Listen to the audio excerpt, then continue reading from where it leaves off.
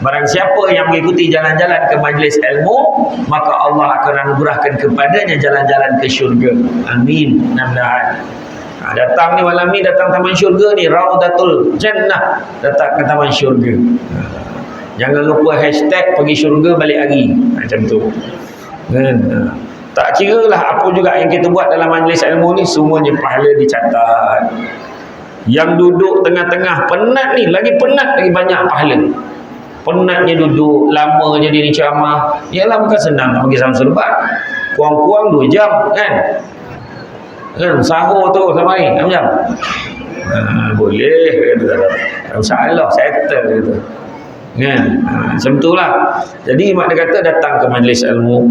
Maknanya dekat masjid selain daripada mendapatkan ilmu, perkongsian, berbincang dan juga menjadi tempat fungsi-fungsi utama.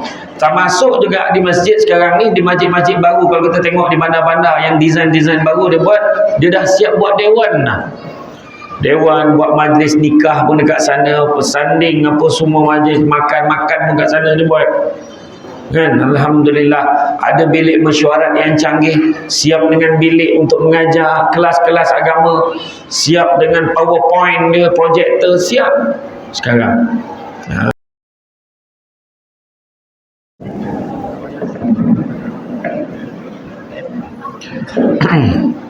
A'udzubillahi minasyaitonirrajim. Bismillahirrahmanirrahim. Assalamualaikum warahmatullahi wabarakatuh. Alhamdulillahillazi arsala rasulahu bil huda wa dinil haqq liyuzhirahu 'ala dini kullihi walau karihal kafirun walau karihal musyrikun walau karihal muslimun. Subhanaka la 'ilma lana illa ma 'allamtana innaka antal alimul hakim. Rabbi shrah li sadri wa yassir li amri wa hlul 'uqdatam min lisani yafqahu qawli. Alhamdulillah, syukur kepada Allah Subhanahu wa taala, sekali puji bagi Allah Tuhan sekalian alam. Salat dan salam ke atas junjungan besar Nabi Muhammad sallallahu alaihi wasallam. Masih banyak diucapkan oleh tuan pengurusi acara, bagi tuan imam, bersama tuan kuasa, malam penggerak aktiviti masjid. Begitu juga yang berhormat kawasan, terima kasih dalam kesibukan beliau malam ni bersama-sama bersalat isyak, tarawih dan akhirnya mendengar majlis ilmu pada malam ini. Bak kata orang berjalan-jalan di atas titi, di hujung balai nampak cahaya. Sudah lama kita menanti, akhirnya mikrofon ni sampai kat saya. Alhamdulillah, lama bona baca rabi kita fungsi ni. Kan tak payah explain lah, tapi sebenarnya walaupun diterangkan tentang debat tu tak tepat, salah, bukan tu sebabnya. Lain kali jangan percaya dengan internet tu fungsi. Kan, apa puncanya boleh dapat Samsul Debat? Puncanya dulu waktu saya berceramah, saya masa tu ceramah main-main lah, kata sambil-sambil. Masa tu saya bekerja sebagai pengarah undang-undang, jadi saya tak nak orang tahu saya kerja kat mana. Saya pakai nama NGO saya. Bila saya berceramah di luar, saya pakai nama NGO, iaitu orang kenal saya sebagai Saudara Syamsul Amri bin Haji Ismail, Presiden Pertubuhan Alumni Debat Malaysia, ADAM. Jadi bila saya berceramah di luar, itulah nama yang saya pakai. Saya tak nak sebut saya pengarah undang-undang di sebuah agensi kerajaan. Saya tak nak sebut sebab saya takut konflik. Urusan kerajaan lah, orang panggil ceramah tu peribadi kan dulu. Jadi sampailah satu ceramah di Kuala Lumpur, di Surau Puncak Setiawangsa Kuala Lumpur. Dia orang dah terlupa nama saya siapa. Samsul apa tak nama budak tu. Tapi jawatan dia debat-debat macam tu lah, dia kata macam tu. Lalu dia tulis dekat whiteboard tu, penceramah malam ni Syamsul Debat. Itulah mulanya. Jadi salah seorang yang dengar ceramah pada malam tu CEO TV Al-Hijrah. Jadi dia mati-mati menyangkakan nama saya Syamsul Al-Debati. Melekat terus nama tu. Itulah penerangan yang sebenar. Walaupun tak dinafikan pencapaian saya dalam debat dan pidato semenjak daripada tahun 2005 sampailah saya bersara pada tahun, saya ingat last 2006 tu last kot. Waktu Imam Kari Kebangsaan masa tu, saya masa tu jadi Johan Pidato Islam Hadari tahun 2006. Itu last lah. Saya tak masuk dah. Cukup lah tu. Dah banyak menang dah lah tu kan. Bagilah orang lain pula. Tu kan. Jadi Alhamdulillah. Syukur sangat-sangat malam ni kita berada dalam majlis ilmu. Setelah kita bertarawih, Alhamdulillah. Setiap malam saya dapat difahamkan masjid ni memang macam ni lah tarawih. Setiap malam. Macam tu lah saya fahamkan. Mudah-mudahan terus maintain macam ni. Yalah nak balik pun hujan kan. Eloklah sembahyang. Kan. Jadi imarah masjid bagus. Ini kalau tidak malam pertama, malam ke-10 saya pergi Sabah Sarawak, saya heran tau. Pergi Sabah Sarawak, malam ke-25, malam 26 penuh sampai koridor. Masih ramai. Tu kat sana. Saya kata bagus betul. Kita ni pun sama, kena ada semangat macam tu. Kan mengimarahkan masjid. Sebab apa? Kalau kita tengok, kita tak tahu. Bayangkan kalau ini adalah Ramadan kita yang terakhir, maka langkah ruginya kita. Jangan kita panjang cita-cita. Berasa dengan aku rasa aku sempat lagi 5-6 tahun. Belum tahu lagi tuan-tuan. Raya pun belum tentu hidup lagi. Kan? Ini syukur ni Allah sampaikan kita kepada Ramadan. Dan kalau kita tengok kan apa yang dimaksudkan tentang rumah Allah ini, masjid ini, rumah Allah adalah sebutkan dalam bahasa Arab sebagai Baitullah. Bait diartikan sebagai bermalam, menginap dan berdiam. Secara bahasa Baitullah itu diartikan sebagai rumah Allah. Bila masjid dikatakan rumah Allah, apakah kemudian Allah menginap atau bermalam di masjid? Bukanlah macam tu. Maksudnya rumah Allah tu bukanlah kemudian Allah punya rumah untuk ditempati atau Allah duduk, Allah berdiam-diam di dalamnya, tetapi bermaksud Allah ni memberikan kita menempatkan makhluknya di dalam masjid itu.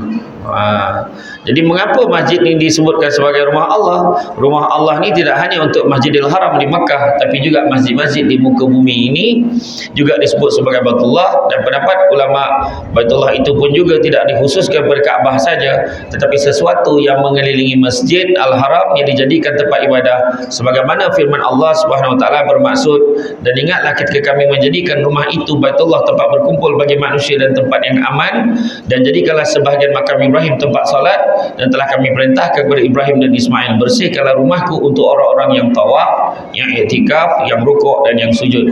Dari ayat ini membawa gambaran kepada kita masjid itu adalah tempat tawaf, iktikaf dan sujud yang mengelilingi Kaabah. Bukan hanya Kaabahnya saja, termasuklah Masjid Felda Bukit Dama. Faham ya? Ini juga adalah Baitullah. Itu sebabnya kalau kita tengok kenapa dinamakan sebagai rumah Allah. Pendapat pertama, kerana masjid adalah tempat ibadah, dan tempat ibadah itu sendiri bimahiyah ibadah, iaitu tempat hadirnya yang disembah ma'bud dan tempat persaksian diri kepada dia. Datang sini semua nak menyembah Allah, beribadah kepada Allah. Ramai-ramailah yang datang. Jadi tuan-tuan dan puan-puan rahmati Allah sekalian, kenapa kita kena mengimarahkan masjid? Kenapa? Sebab salah satunya kalau kita tengok dalam satu hadis Nabi sebut ada 7 golongan yang akan mendapat naungan arsy Allah, yang mana tak ada naungan selainnya ketika akhirat nanti. Kita kena percaya sampai masanya nanti kita akan dibangkitkan akhirat kelak, yaumul akhir. Liman kana arjullaha wal yawmal akhir wa zakarullaha katsira. Siapa nakkan rahmat Allah dan nakkan hari akhirat, wa zakarullaha katsira, maka ingatlah Allah banyak-banyak. Salah satu cara ingat Allah, kita datang ke rumah Allah, kita solat dan kita zikir. Itu sebabnya lepas semayang kita zikir. Angkat yang tinggi sikit nanti tu orang perempuan heboh tak nampak. Nak tengok telinga sama serbat kan. Jadi macam itulah kan. Kalau kita tengok 7 golongan Nabi kata yang akan mendapat naungan Allah, tak ada naungan. Kita besok kita kena percaya kehidupan selepas mati. Kita ni akan mati. Manusia akan mati. Hidup macam mana hebat sekalipun kita akan mati. Jibril bagi tahu kepada Nabi kita, dia bagi tahu semua umat manusia. Dia cakap apa? Hiduplah sesuka hati kamu, kerana sampai masanya kamu akan mati. Sayangilah, cintailah sesiapa sahaja sesuka hati kamu, kerana sesungguhnya sampai masanya kamu akan berpisah dengannya. Dan yang ketiga, perbuatlah sesuka hati kamu, kerana sampai masanya kamu akan dibalas atas setiap perbuatan kamu. Dan bila kita mati, masuk dalam kubur, tempat kubur besok, kita akan berlakunya hari kiamat, kita akan dibangkitkan. Ketika dibangkitkan, semua akan dibangkitkan dalam keadaan telanjang bulat, kan? Ikut amalan masing-masing. Ada yang telanjang, ada yang macam-macam, ada yang merangkak, ada yang menyarap. Yang paling hina sekali, ada yang berjalan dengan muka. Berjalan dengan muka, kaki ke atas, muka lah jadi tapak kaki tu ke bawah tu. Bayangkan, digambarkan macam tu. Masa tu panas terik, panas betul-betul. Yang mana kalau hari ni rasa panas, dekat Lancang dia rasa panas lah, siang kan, malam nak hujan rupanya. Tetapi sebenarnya di akhirat besok lagi lah panas dengan tahap matahari sejengkal. Dulu kan, kalau kita tengok nanti kita akan ingat dulu masa kat dunia dulu ingat panas dah, rupa ni lagi panas kan. Dekat atas dunia ni kita berjuta-juta batu jengkal, besok akhirat besok sejengkal. Disebabkan peluh itu, disebabkan panas tu peluh dia ada yang sampai banjir, dia punya peluh tu sampai ke buku lali. Ada yang paras lutut, ada paras pinggang, malah ada yang paras telinga, ada yang lemas terus pun ada dah. Masa tu bila dah lemas, mulalah ada yang cakap, ya Allah, kau masukkan aku dalam neraka terus ya Allah. Tak tahan dah duduk kat padang mahsyar. Sebenarnya neraka lagi teruk daripada itu. Kita tak tahan punya pasal. Cerita tak tahan punya pasal. Tu sebabnya kan atas dunia ni buat perangai elok-elok kan. Buat perangai elok-elok. Ni saya bukan nak cerita pasal akhirat ni, panjang lagi cerita pasal akhirat tu, maknanya kena panggil lagi. Yang ni malam ni cerita pasal ni. Dan bila tengok pada akhirat besok ada 7 golongan yang dapat perlindungan daripada Allah, dapat naungan daripada Allah. Tak ada naungan selainnya. Yang pertama, pemimpin yang adil. Bila sebut pemimpin yang adil, bukan hanya cerita pasal wakil rakyat saja. Bukan cerita pasal ahli parlimen, bukan cerita pasal ahli Dewan Undangan Negeri, bukan cerita pasal pengurus Felda, bukan cerita pasal pengurus ketua blok, bukan cerita sebagai ketua lorong, tak ada. Ketua keluarga pun sama. Semua akan ditanya. Ingat senang jadi ketua. Kan? Kita ingat balik masa sebelum Ramadan ni, bulan Rejab, ingat tak bulan Rejab dulu, kita dengar ceramah tentang Isra' wal Mi'raj. Digambarkan bagaimana pemimpin ni macam orang ni yang memikul seberkas kayu, tak terbawa berkas kayu untuk minta lagi. Tak cukup dengan jawatan wakil rakyat tu, nak lagi jadi ni, nak lagi tu, nak lagi ni. Contoh lah, bukan saya cakap ahli wakil rakyat sini, tempat lain ni saya cakap. Tak cukup. Aku ni sibuk sekarang, dah lah ketua kampung, ketua blok lagi. Ayat dia. Pengurusi khairat kematian pun aku, pengurusi KRT pun aku. Bangga pula dia. Wahal tak ada satu benda pun yang semanggah dia buat. Mana? Tak ada satu benda pun yang mampu hati dengan dia. Dia tak senang. Tu sebabnya amanah ni, kita jangan minta-minta jawatan, tapi kalau dipilih anggap dia sebagai satu amanah. Itu satu. Pemimpin yang adil. Kedua, orang muda yang menyibukkan dirinya beribadah pada Allah. Jadi adik-adik yang muda-muda ni, yang golongan belia ni, ramaikanlah masjid. Kalau kita menyibukkan diri kita beribadah pada Allah, insya-Allah dapat naungan daripada Allah. Korang dah lah gomah buat benda tak sekarang kan, lepak-lepak naik motor tak pakai helmet, kepala koreh kan. Dekat luar tadi nampak tadi, daripada simpang tu tak ada budak ni pakai helmet dah, tak ada. Kan? Memang kepala keras. Kan? Dia dah ukur dah kepala dia dengan tar jalan tu. Kan? Jadi kalau mati kita tak tahu. Tu sebabnya kalau mati tengah-tengah balik tarawih dia tiba-tiba tergelecek jatuh mati, mudah-mudahan ahli syurga, mudah-mudahan. Sebab kita rajin ke masjid kan. Salah satunya. Tu juga kadang malam awal ni ramailah belia. Masuk malam ke 10 tinggal beliau. Kan beliau yang sujud berbunyi lutut. Allahu Akbar. Tak Allah yang hujung pula sakit betul-betul. Itu golongan yang kedua. Golongan yang ketiga, yang mendapat naungan daripada Allah adalah orang yang hatinya terpaut pada masjid. Dia datang masjid, dia tak boleh macam mana pun mesti nak pergi masjid. Pergilah ke Melaka, pergi ke Johor, pergi ke Perak, pergi rumah saudara, dia cakap masjid jauh tak? Nak pergi masjid juga. Tak ada masjid, surau mesti pergi. Begitu. Sebab nak berjemaah, dia tak boleh. Dia nak jaga betul. Tuan-tuan tengok, ingat tak? Azmil, Allah yarham Haji Azmil Mustafa. Kenal tak? Ali Setan, kenal? Dia masa ceramah dekat Terengganu dulu, orang naikkan banner dia. Ceramah malam ni Ali Setan, dia kata. Ramai orang datang. Dia ke masjid siap minta maaf dengan arwah ni. Dia kata minta maaf lah Tuan Haji, terpaksa letak macam tu baru orang datang. Nak buat macam mana, panggil setan ramai datang. Panggil ustaz tak ramai datang, dia kata di gurau itu. Tak, betul. Saya nak beritahu apa, Haji Azmil Mustafa ni, dia mendapat orang kata hidayah, petunjuk daripada Allah di lewat usia dia. Dia dah berkecimpung dalam dunia lakonan macam-macam yang dia buat. Dan dia dapat hidayah bukan kat Mekah, dia dapat hidayah di US. Waktu dia pergi ke US, di Amerika Syarikat untuk festival filem, dia nak pergi tu, dia datang awal sehari. Kawan dia dah kata jangan datang awal sangat, aku tak ada kat rumah. Bila dia datang sehari awal, kawan dia tak balik lagi. Dia tak tahu nak tidur mana. Driver taksi tu orang Pakistan bawa dia. Are you Muslim? Yes, I'm a Muslim. Dia Islam, dia kata. Tak apalah, dia bawa pergi ke masjid dekat US tu, semayang kat sana. Masa itulah dia macam terusik, tersentuh. Sebab dia dah lama tak pergi masjid, dia dah lama tak mengaji, dan dia baca Fatihah masa tu pakai tulisan Rumi. Jadi masa tu dia tersentuh hati dan dia berubah. Dia berubah 100%. Bila dia balik, dia keluarkan semua pembelajar duit yang dia ada, dia pergi belajar semula, belajar agama di Yaman. Dia belajar dan dia mengajar, dia berdakwah sampailah dia dah stroke, dia dah tak sihat tu, dia duduk dekat kursi roda tu masih mengajar secara online. Apa yang saya nak share, dia boleh buat sembahyang berjemaah 40 waktu berturut-turut tanpa putus. Tuan-tuan cuba buat 40 waktu berturut-turut tanpa putus. Cuba buat. Cuba buat kan. Itu nak dapat pahala yang besar dan nak dapat istiqamah. Dia akan rasa seronok, dia akan rasa lain macam kalau tak sembahyang jemaah. Kalau orang boleh dapat 40 waktu.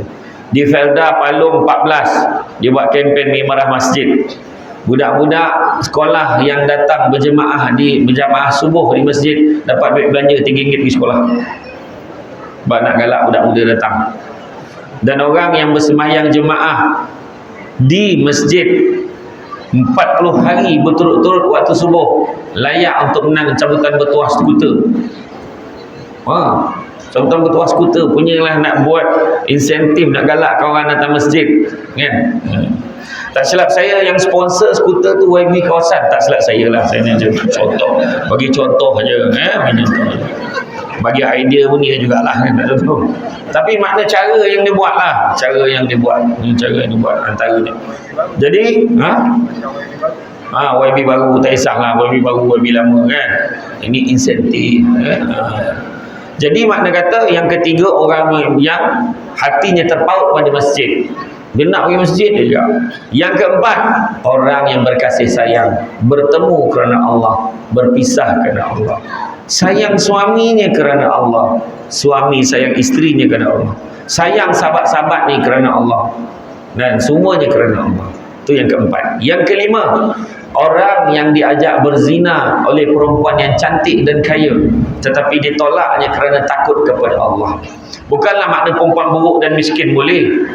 Kalau dah kaya, lawa ditolak, yang buruk lagi tak selera, macam tu. Faham Yang keenam, tangan kanan yang memberi, dia bersedekah tanpa pengetahuan tangan kirinya. Maknanya merahsiakan sumbangannya.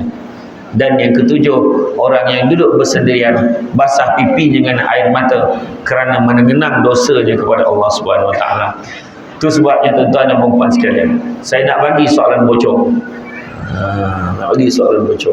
Kalau kita buka kitab Mukasyafatul Qulub daripada Imam Al-Ghazali, di bawah tajuk menangis kerana Allah, digambarkan bagaimana seorang lelaki diperintahkan oleh Allah, masuklah kau ke dalam neraka.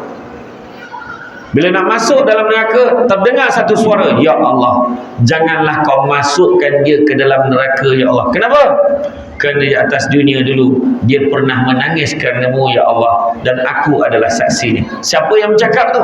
Berkat sehelai rambut yang dia ada tu, rambut tu yang bersuara.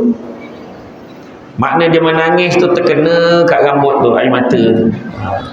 Jadi malam kan kalau kau nak menangis, tak payahlah kau tadah rambut tu, tapi ni maksud nak bagi gambaran tubuh badan kita ni semua jadi saksi bila kita menangis kerana Allah. Maka disebabkan itu, masuklah dia ke dalam syurga.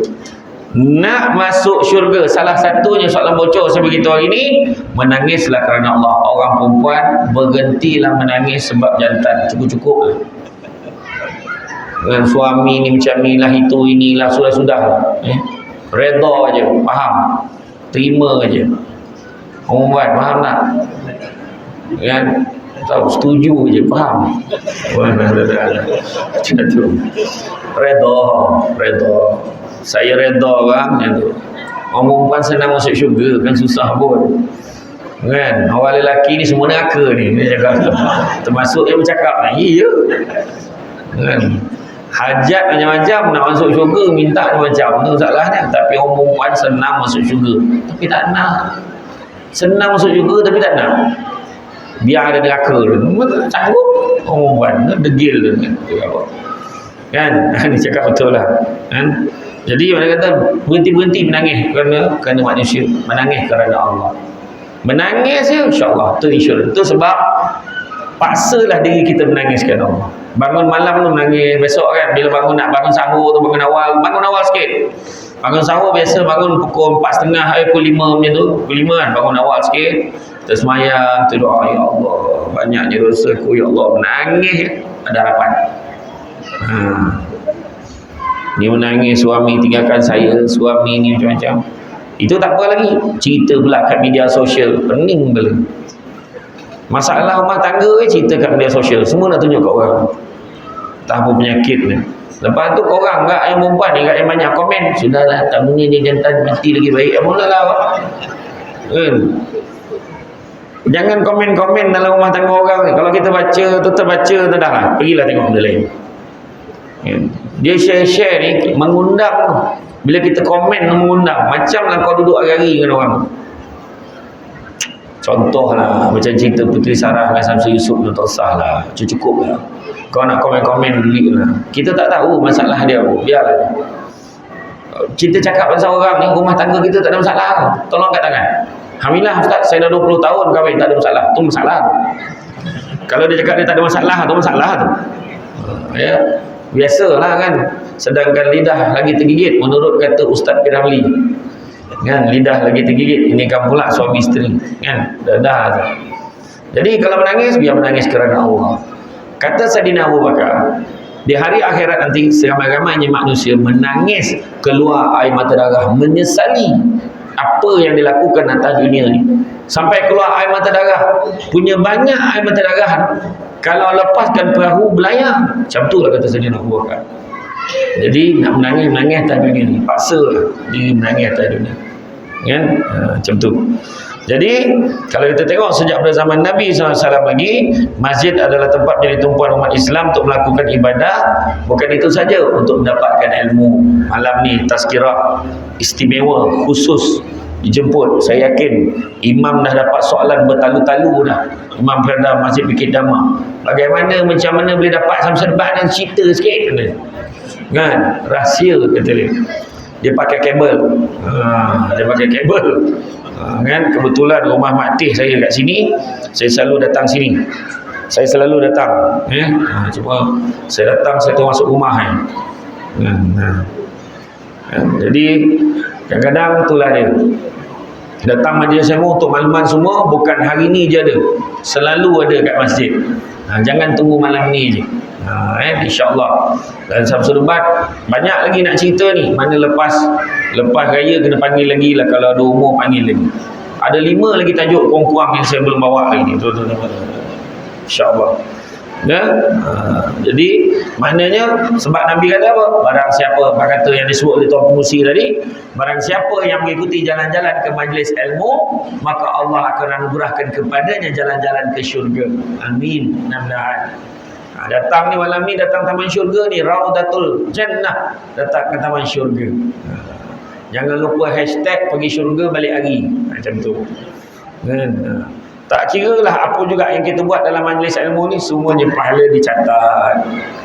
Yang duduk tengah-tengah penat ni, lagi penat lagi banyak pahala. Penatnya duduk lama jadi ni ceramah, ialah bukan senang nak pergi Samsul Ubat. Kurang-kurang 2 jam kan. Sahur tu sama ni 6 jam. Boleh kata. Tak masalah, settle kata. Kan? Macam itulah. Jadi mak dia kata datang ke majlis ilmu. Maknanya dekat masjid selain daripada mendapatkan ilmu, perkongsian, berbincang dan juga menjadi tempat fungsi-fungsi utama. Termasuk juga di masjid sekarang ni, di masjid-masjid baru, kalau kita tengok di bandar-bandar yang desain-desain baru dia buat, dia dah siap buat dewan dah. Dewan, buat majlis nikah pun dekat sana, pesanding apa semua, majlis makan-makan pun dekat sana dia buat. Kan? Alhamdulillah, ada bilik mesyuarat yang canggih, siap dengan bilik untuk mengajar kelas-kelas agama, siap dengan PowerPoint dia, projektor siap sekarang. Jadi kalau kita tengok masjid ini mungkin berubah wajah, namun fungsinya masih sama. Dan biasanya bila tiba hari Jumaat, tibanya hari bulan puasa atau hari raya, tiba-tiba masjid akan penuh dan kemeriahannya terasa. Tak tahu kenapa, tentu je. Kan? Itu sebabnya Nabi pesan, hendaklah kamu memikirkan untuk mengimarahkan, janganlah kamu sibuk untuk membangunkannya dengan kemewah-mewahan. Bukan itu tujuan utamanya. Tujuannya adalah untuk mengimarahkannya. Kalau tidak, samalah kita macam orang Nasrani, samalah orang Yahudi yang membesar-besarkan tempat ibadah mereka. Kan? Rasulullah SAW juga menekankan tentang kepentingan masjid dalam hadis-hadis yang disampaikan oleh baginda. Apakah keistimewaan masjid yang sebenarnya? Yang pertama, orang yang berada di masjid didoakan oleh para malaikat. Sekarang ni malaikat ni berkeliaran ni, mencatat pahala kita dan mendoakan kita. Cuma kita tak nampak ya. Kalau nampak lari kita balik. Kan? Lain rupanya malaikat ni. Kan? Saya pun tak boleh nak cakap macam mana rupa ni. Kita ni kalau cakap, siapa ni? Malaikat. Kan? Tapi kita dihijabkan, kita tak nampak. Kalau kita tengok dari Al-Amash, dari Abu Saleh, dari Abu Hurairah katanya, Rasulullah SAW bersabda, salat seorang lelaki dengan berjemaah lebih 27 darjat dari salat seseorang yang dikerjakan di rumahnya. Makna 27 kali ganda kita semayang kan, berjemaah di masjid. Tapi tetap tak ramai. Sebab apa? Sebab tak nampak. Hal demikian itu kerana bila salah seorang di antara mereka berwuduk dengan memperelokkan wuduknya, kita ambil wuduk dengan sempurna, lalu mendatangi masjid dengan tidak ada tujuan lain yang mendorongnya kecuali untuk solat, maka tidaklah dia melangkah dengan satu langkah, melainkan kecuali akan ditinggikan darjatnya dan langkah seterusnya akan dihapuskan kesalahannya. Masalahnya, Ustaz, saya naik motosikal gitu. Ada apa? Naik motosikal, bukannya motosikal tu kita naik daripada atas katil dalam rumah. Kan? Keluar tu melangkah dah. Kan? Keluar daripada tu, motosikal tu betul-betul kat pintu, melangkah juga nak sampai ke motosikal tu. Melangkah, langkah pertama itu ditinggikan darjat, langkah kedua dihapuskan kesalahan. Lagi banyak kita jalan, banyak darjat tu naik dan banyak dosa yang dihapuskan. Faham? Jadi semayang raya besok jalan kaki dari rumah, pergi menuju ke Masjid Temeluk contoh. Memang banyak betul pahala ni. Daripada sehari malam raya tu dah jalan tu kan, sampai sana dah tak upa orang lah. Siapa orang tu? Entahlah, sihat orang pening agaknya, lalu sulusuh bajunya lah. Contohlah kan. Kemudian jika dia telah memasuki masjid, maka dia akan dikira dalam keadaan solat selagi dia berada di tempat solat ni. Macam tadi, siapa solat, dia duduk ke tempat solat tu. Walaupun kita duduk, tak bangun, dah habis solat, kita tetap dikira sedang bersolat. Tu yang orang kadang dia tak beralih tu, dia duduk di situ sambil dia dengar ceramah. Salah satu. Ya, macam tadi dah ngesot dan tengok sangat Samsul Mat, habis lah. Kan dia dah tinggalkan tempat solat dia. Kan? Nampak ke tu? Bosa tungau tu. Nampak kan? Dan kemudian para malaikat akan mendoakannya selama dia masih berada di tempat yang ia gunakan untuk salat. Apa doa dia? Ya Allah, rahmatilah dia. Ya Allah, ampunilah dia. Ya Allah, maafkanlah dia selagi dia tidak melakukan gangguan dan belum berhadas. Hadis riwayat Muslim. Status hadis ni adalah hadis sahih. Yang kedua, kelebihan masjid. Tempat yang paling Allah sukai ialah masjid. Dari Abdurrahman bin Mihran bantu Abu Hurairah bahawa Rasulullah SAW bersabda, tempat yang paling Allah cintai adalah masjid dan lokasi yang paling Allah benci adalah pasar. Hadis riwayat Muslim. Bukan benci itu tak lagi pasar beli barang. Ada orang dia suka duduk-duduk kat pasar, tak faham. Tengok orang lalu lalang kan? Tak. Kalau setakat pergi beli barang balik sudah. Tapi tempat yang Allah suka kita duduk lama-lama dekat dalam masjid. Datang masjid itu sebab datang awal. Datang awal. Datang awal kat masjid, booking tempat yang baik-baik, duduk depan sekali. Lagi depan lagi besar pahala, betul tak? Duduk depan sekali. Tak ada halangan pun, tak ada tulis saf pertama hanya untuk mereka yang berpendapatan 5,000 ke atas, tak ada. Hanya mereka yang berjawatan YB dan AJK masjid saja kat saf pertama, tak ada. Semua orang boleh. Siapa awal duduk kat depan. Kan? Ini bertolak-tolak. Dia nak duduk belakang dengan harapan dia balik orang tak perasan. Itu masalah kan. Sini buat tarawih berapa? 8. Bagus, buat 8. Bulan ni lah paling ramai, paling banyak kita solat sunat sebenarnya. Kalau kita kira tarawih gitu. 8 kali 30, 240 malam saja. Sunat tak campur witir lagi. Bayangkan. Di Negeri Sembilan ada yang buat 8, ada buat 20, ada buat 10. Kan? So orang tanya mana lagi baik? 8 ke 10 ke 20? Yang paling baik sekali buat. Kau tanya-tanya sudahnya kau tak buat. Itu masalah kan? Ada orang aku tak main lah masjid dekat Firdaus Kedawa ni, tak main lah. Aku ceramah kat masjid besar tu. 20 imam Arab Saudi. Masalah dia bila dia pergi sana, lepas 8 rakaat dia witir sendiri kat belakang. Itu tak pakai. Berapa ramai orang macam tu? Adab ikut imam ni ikut mula-mula bebas. Ikut imam, ikutlah mula-mula bebas. Tak kira lah imam mana. Dapatlah Imam Syafi'i ni okey lah. Steady ya. Bekas Johan Qari. Banyak. Ya. Kalau dapat imam slow pun sabarlah ikut. Kan? Macam mana? Hujan pun hujan. Nak balik tak boleh, ikut je. Imam Syafi'i masa tu balik kampung. Kan? Imam Syafi'i namanya. Mana?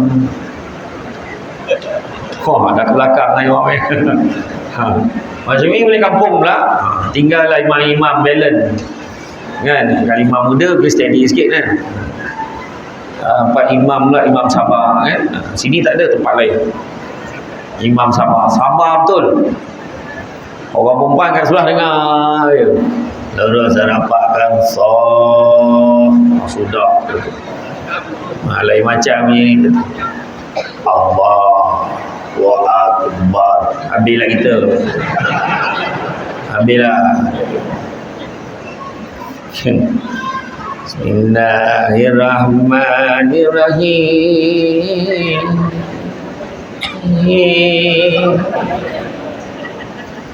Alhamdulillahirabbil alamin. Itu baru isyak tu, belum tarawih. Tak apa, ikutlah mula bembeh. Iya, sabar. Sembahyang tarawih ni tak payah laju-laju tu tak. Tak apa lama-lama lagi. Kalau tarawih tu, kalau penat, relax-relax. Janganlah cepat-cepat bangun. Assalamualaikum warahmatullahi. Assalamualaikum warahmatullahi. Dengan fadlan min Allah wa ni'mah wa maghfiratan wa rahmah. Relax. Kan? Allah, orang tu bangun. Allahu Akbar, kita relax, kita bertumbuk lutut. Relax. Masalahnya satu soft ni tak bangun ni, semua tak bangun. Penat dia cakap kan. Tak apa. Sembahyang tarawih relax kan. Ya. Keluar sekejap, masuk muka, masuk sambung balik, boleh, tak ada masalah. Jangan tak buat aja, tu salah dia. Kan? Allah jadikan sembahyang tarawih ni, pernah tak kita tak sembahyang kat masjid, kita cuba buat tarawih sendiri kat rumah. Baca ayat paling best sekali. Ayat yang biasa kita tahu apa ni? Inna atau inna kan? Inna a'taina kulullah. Inna a'taina kulullah. Apa berlaku? Mengah. Semayang sendiri mengah. Penat betul. Ikut imam mana dah penat, ngantuk kadang-kadang. Duduk kan? Saya kena dulu masa sekolah Semak Melambu dulu. Masa tu Allah yarham Syekh Murtada, bekas arwah mufti Negeri Sembilan dulu. Dia buat 10 kopi ayat panjang-panjang tau. Masa tu dia muda lagi lah, sihat lagi lah. Dia waktu sujud tu ramai yang tak bangun. Orang dah bagi salam dah. Susah dia sujud lama sangat. Sebab apa? Gantuk. Kan? Ya. Itulah dia kan. Jadi tak apa, relax ya, semayang ikut imam. Kemudian yang ketiga, Allah menyediakan singgahan di syurga. Dari Abu Hurairah dari Nabi SAW baginda bersabda, siapa datang masjid pada pagi atau petang hari, maka Allah akan menyediakan persinggahan baginya di syurga sekali dia berangkat ke masjid di pagi atau petang hari. Hadis riwayat Muslim. Datang pagi petang dapat singgah di syurga. Kan? Kita cuma tak nampak aje. Lalu tu bayangkanlah, seronok betul dapat pergi syurga ya. Dan dapat naungan Allah di akhirat. Itu yang saya cerita tadi, 7 golongan yang dinaungi Allah dalam naungannya, yang mana tak ada naungan selainnya, iaitu salah satunya adalah hatinya terpaut pada rumah Allah, terpaut pada masjid.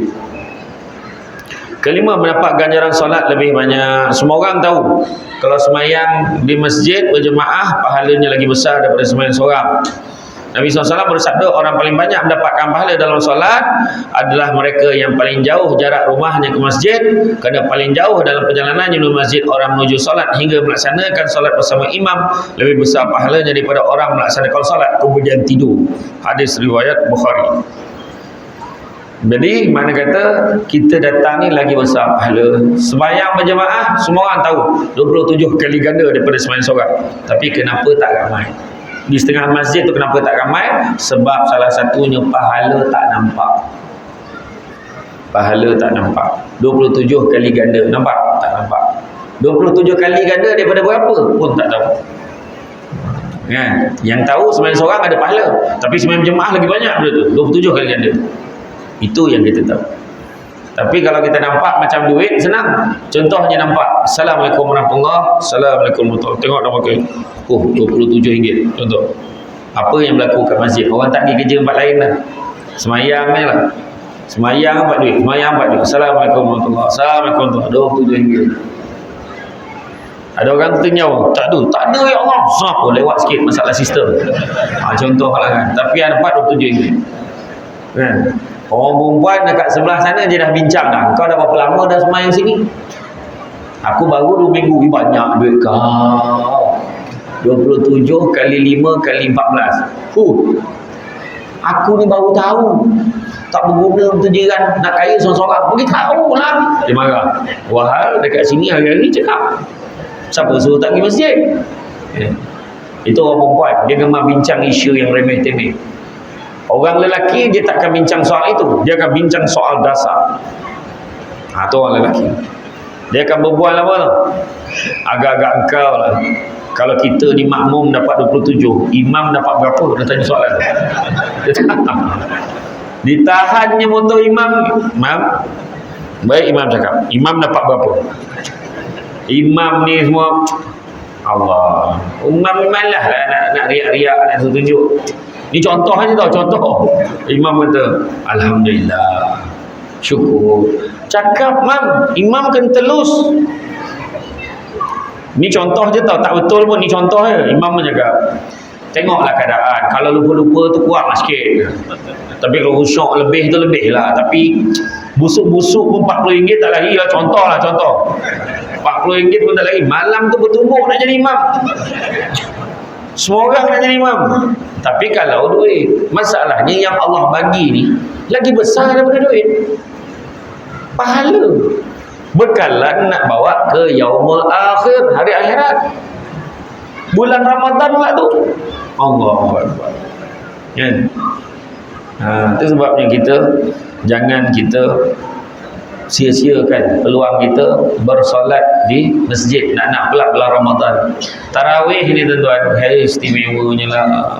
Kalau lah orang tahulah kelebihan ni bertarawih ni, sudah tentu merangkak pun dia datang.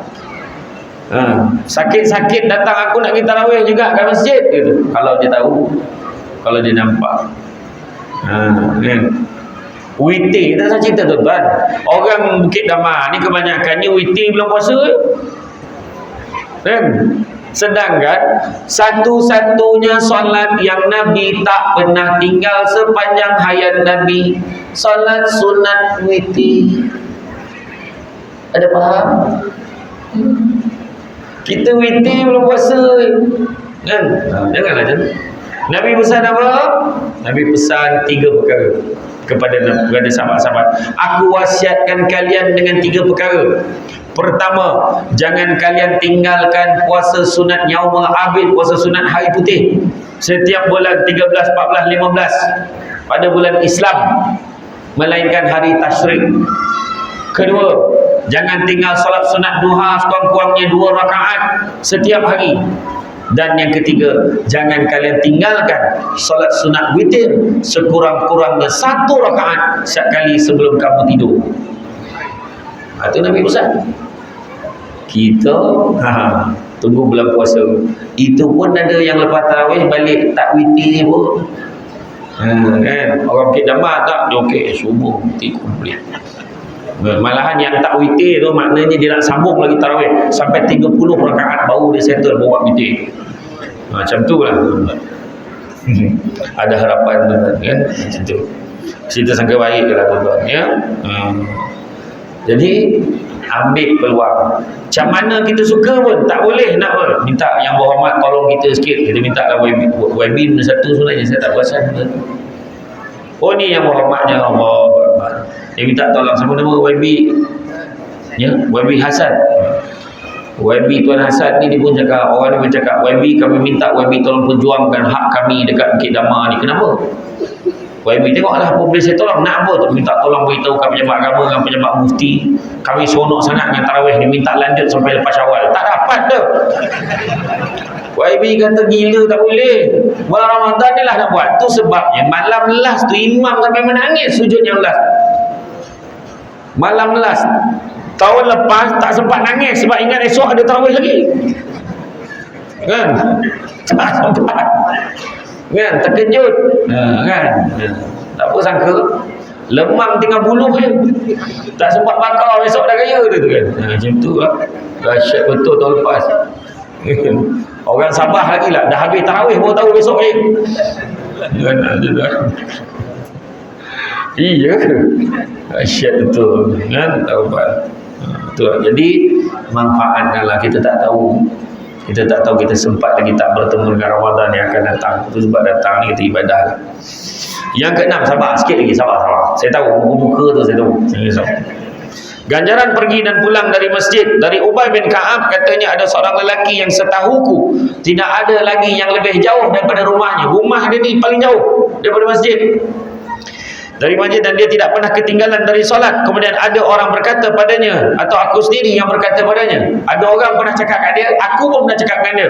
Kata Ubay bin Ka'ab, aku kata kat dia, mahukah kau kalau aku membelikan kedai untuk kamu naik ketika gelap atau ketika panas terik?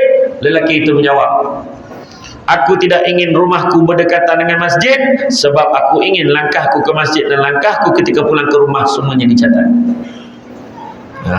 Tu saya suruh jalan kaki sama masjid Temeloh tu. Jangan buatlah tuan-tuan. Jadi maka Rasulullah SAW bersabda, sesungguhnya Allah telah mencatat untukmu seluruhnya. Hadis riwayat Muslim. Memang betul. Tu yang kadang-kadang rumah tu kita rasa boleh lah nak jalan kaki masjid, jalan kaki lah kan. Ambil lah sekali exercise kan. Betul lah. Kemudian boleh berwuduk di rumah kemudian menuju masjid. Dari Utsman bin Affan dia berkata, aku mendengar Rasulullah SAW bersabda, barang siapa berwuduk untuk solat lalu menyempurnakan wuduknya lalu berjalan menuju solat yang fardu lalu dia melaksanakannya bersama manusia atau bersama jemaah atau di masjid, nescaya Allah akan mengampuni dosa-dosanya. Hadis riwayat Muslim. Kemudian kelebihan saf pertama dan bersolat di masjid. Dari Abu Hurairah radhiyallahu anhu bahwa Rasulullah SAW bersabda, seandainya manusia mengetahui kebaikan apa yang tercatat pada panggilan salat dan saf utama lalu mereka tidak dapat meraihnya melainkan dengan mengundi, tentu mereka akan mengundinya. Dan seandainya mereka mengetahui apa yang terdapat dengan bersegera melaksanakan salat, tentu mereka akan berlumba untuk melakukannya. Dan seandainya mereka mengetahui apa yang terdapat pada salat isyak dan salat subuh, kalau dia tahu pula kelebihan berjemaah kat masjid, sembahyang isyak atau berjemaah dengan sembahyang subuh berjemaah, kalau dia tahu kelebihannya, nescaya mereka akan mendatanginya walau dalam keadaan merangkak. Hadis riwayat Bukhari. Mana nak tunjuk special, rupa-rupanya solat isyak dengan solat subuh ni paling liat sekali orang nak pergi masjid. Kalau kita perhatikan, maghrib ramai, isyak biasanya surut sikit, melainkan ada ceramah perdana. Lepas maghrib ceramah perdana, lepas tu semua isyak kan, itu insyaAllah ada harapan lah. Tapi kalau hari lain susah. Pada abang balik jap kadang-kadang isyak jumpa memang tak jumpa. Kadang macam tu. Jadi manfaatkan. Jadi sebab rugilah kita kalau kita tidak betul-betul kita tak betul-betul mengisi ruang yang ada ni dengan beribadah kepada Allah Subhanahu wa taala. Itu sebabnya kalau kita tengok bagaimana kisah tentang Sulaiman Ibn Hamzah Al-Maqdisi, keturunan Ibn Qudamah, beliau merupakan seorang ketua hakim di Syam. Kata beliau, aku tidak pernah solat fardu secara sendirian kecuali 2 kali, sehingga sekarang aku seakan-akan merasa masih belum mengerjakannya, padahal usianya ketika itu mencecah 90 tahun. Dalam Raqa'i oleh Muhammad Ahmad Ar-Rashid, semoga dia cakap yang 2 kali itu, yang dia semayang sendiri itu, dia rasa macam dia tak semayang. Bayangkan, sepanjang hayat dia 2 kali dia semayang sendiri. Ni hakim di Syam ni. Jadi yang 2 kali semayang sendiri itu dia rasa macam semayang ke tidak? Dia rasa macam kita ni pula payah pula kan. Kita pula nak pula waktu maghrib pun sekali mencabar pula kan. Allahu Akbar, Allahu Akbar, dengan azan maghrib, melur untuk Firdaus 2. Kan, payah ni kan. Dah episod berapa dah? Cik, bapa tak tahu lah, nyampah je. Wahal buka puasa depan TV, bodoh punya ni. Modoh tu punya semalam betul kan? Macam tu lah tengok drama. Geramnya dengan mawar, macam tu lah kan? Macam tu lebih kurang kan? Saya tahu watak dia, saya tak tengok. Saya tahu watak dia. Macam tu. Kan, dia dengar ni, setan mula kacau. Masalahnya bulan puasa setan tak ada. Macam mana? Kalau bulan lain tu Allahu Akbar, Allahu Akbar, semayang. Tunggu iklan.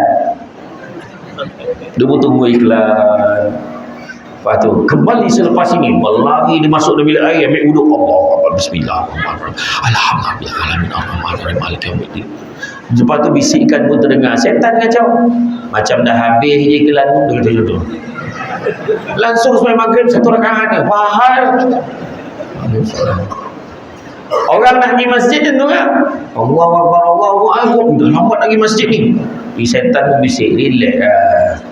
Awal lagi relax, paling tidak kau pergi, orang tu langsung tak pergi. Betul juga, relax balik. Dia pun start motor, Allahu Akbar, bismillahirrahmanirrahim, alhamdulillahirabbil alamin. Dah start baca Fatihah, dia lambat ni. Relax. Kalau kau masuk rakaat kedua pun lambat, yang penting kau pergi. Betul juga.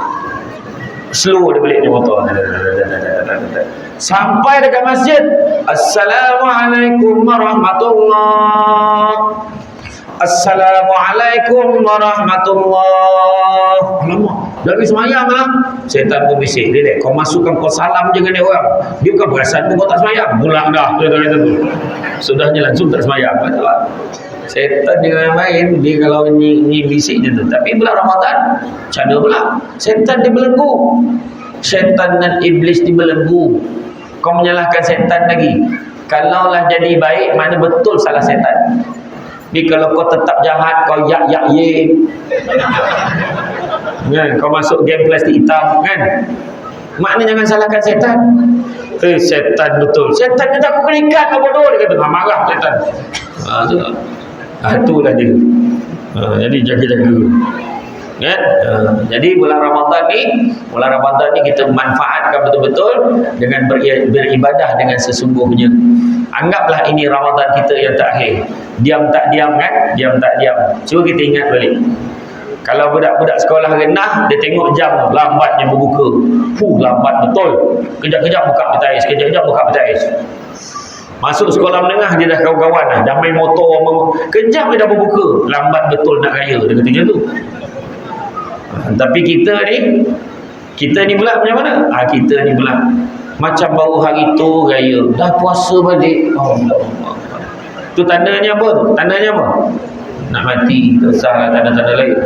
Dah dekat sangat dah dengan mati tu. Tengok anak-anak kita ni ramai, budak-budak ni pun datang. Ingat, anak-anak kita 7 tahun latih dia puasa, latih. Bukan paksa dia puasa. 7 tahun. Kalau mak tak larat lah mak, yelah, kita bagi dia 4 jam. 4 jam bagi minum. Okey. Lepas tu esok tu tengok, boleh tak sampai tengah hari? Alhamdulillah sampai tengah hari. Esok lusa tu pula, sampai pukul 2 petang. Steady. Kita bagi dia. Bagi dia minum. Tak apa. Jangan paksa dia. Dia belum sampai tahap dia wajib puasa lagi. Puasalah. Mak dia marah. Perut budak tu tak sama dengan kita. Dia budak lagi. Bila dah latih 7 tahun, 8 tahun, 9 tahun, 10 tahun dia dah okey. Macam tu. Lain lah kanak-kanak tu dah umur 40 tahun. Kalau dia dah umur 40 tahun, kau sengkelet dengan kepala tu. Banyak cerita kan. Macam tu. Jadi insya-Allah tuan-tuan dan puan-puan, dan maka dengan ini kalau kita tengok dalam bab mengimarahkan masjid ini, kita kena ambil peluang. Sebab apa? Terutamanya pada bulan Ramadan, Allah menyediakan ruang untuk kita. Nak pula 10 malam terakhir. Kenapa 10 malam terakhir? Sebab kita nak kejar apa? Malam 7 likur. Malam apa? Asyik baik betul. Malam Al-Qadar. Jangan dengar cakap orang tu. Kita malam Al-Qadar ni kita pasang pelita, barulah malaikat nampak rumah kita, dia kata. Kau ingat malaikat gabut macam kau kan? Malam Lailatul Qadar tu dikatakan bermula 10 malam terakhir tu. Pada malam ganjil Nabi suruh cari. Tapi tak apa, kita 10 malam tu buat 10 malam. Paling dikatakan malam Al-Qadar ni bermula daripada maghrib sampailah subuh. Antara tu waktu tu. Jadi 10 malam terakhir jangan tinggal. Maghrib, Isyak, Tarawih, Witir, Sahur dan juga subuh. Jangan tinggal. Itu kira habis pemalas dah tu. Ya, dah tak ada dah benda lain. Mengaji tidak, apa tidak, tak masalah kan? Tapi 10 malam terakhir kita buat kan. Malam Al-Qadar, Lailatul Qadri khairum min alfi syahr. Malam Al-Qadar lebih baik daripada 1000 bulan. Bukan malam, 1000 bulan. Bersamaan lebih kurang 83 tahun, 3 bulan, 3 hari, 3 jam, 3 minit, 3 saat. 83.33333. Kita umur pun belum tentu sampai 80. Jadi kalau satu malam boleh cover 83 tahun, alangkah ruginya kalau kita tak mengambil kesempatan itu. Jadi tuan-tuan muslimin, cukup sekadar itu. Saya ucapkan terima kasih banyak atas peluang mengundang saya malam ini. InsyaAllah lepas ni kalau tak nak berebut dengan orang, buat kuliah subuh. Kalau yang lain tu panjang sikit lah, kena jarak masa sikit. Saya memang hari-hari ceramah. Dalam kebetulan pagi tadi Jerantut, petang tadi pun lepas asar di Masjid Tunku Abdullah di Jerantut, malam ni di Bukit Damai, besok pagi KL, petang besok di Sentul, malam besok di Shah Alam. Macam tu lah hari-hari saya ceramah. Ya, bukan nak menolak apa, kadang-kadang bila jemput tu, betul lah. Pastinya ada masjid-masjid bersebelahan akan tak puas hati dengan masjid ni. Macam mana kau boleh dapat? Tanya kan. Cakap rezeki je lah kan. InsyaAllah. Tapi lain kali kalau saya nak pergi rumah mati saya, janganlah lagi panggil ceramah, bagi saya relax rumah mati. InsyaAllah. Kalau ada pulang lepas ni kita panggil maulud pula, booking tahun depannya. Jadi itu saja daripada saya. Bak kata orang, cantik dipandang rumah penghulu, kan itu okey dari papan. Alang-alang menuntut ilmu seperti pasir, kembangkanlah menjadi intan. Budak-budak membawa galah nak menjolok buah berangan. Kalau ada silap dan salah, dikata tidak, dicaci jangan.